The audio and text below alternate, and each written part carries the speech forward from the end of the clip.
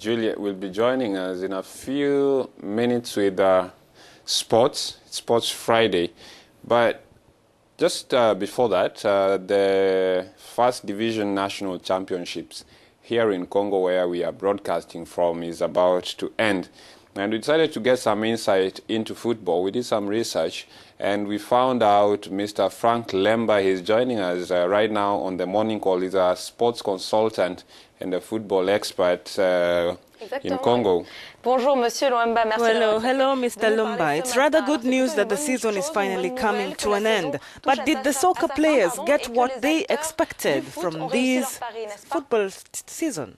J'aurais la tentation de vous dire très rapidement et au vu de ce qu'on sait que le football se porte bien. I would be tempted to quickly tell you, and in view of what we know, that football is doing well because of the championship that is ongoing. But basically it would be rather a configuration of the tree that hides the forest. That is to say that what is seen on one hand and what is not seen on the other, or what we hardly talk about. It's a general thing.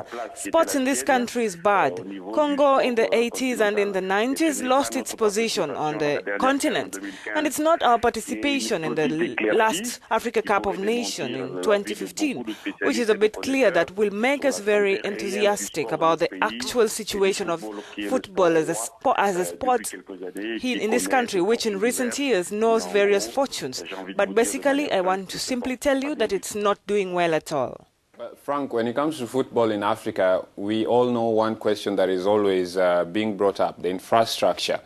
We don't have good stadiums, we don't have good facilities. Tell us more about that from your experience and what you know, and also how players are being treated when it comes to being members of these football teams. On va dire qu'il y a eu des avancées du point de vue des infrastructures, c'est indéniable. We will say that there have been more improvements in terms of infrastructure. It's undeniable. Today, thanks to the government policy, we have stadiums in every department in Congo. Although in these stadiums you have to practice football because tomorrow we have a note which has to be assured. But beyond that, you have the organization, the football organization, the manner in which it is structured. We still have problems with the schedules. Clubs today have big financial problems, but you also know that you cannot have results upstream if you do not consent to the necessary investments. So long as the state does not get tired, since from the economic point of view, there is very little business to invest in or support the sporting facilities in this country. They are individuals who sponsor football, and even though we have this configuration, there will always be losses. It's true that occasionally some teams manage to pull the pin of the game, but put up good performances. It's a sign that the talent exists. It's a sign that when it's framed and there are coherent policies, the results will show. It's therefore necessary that it relies on this structure, these teams that work.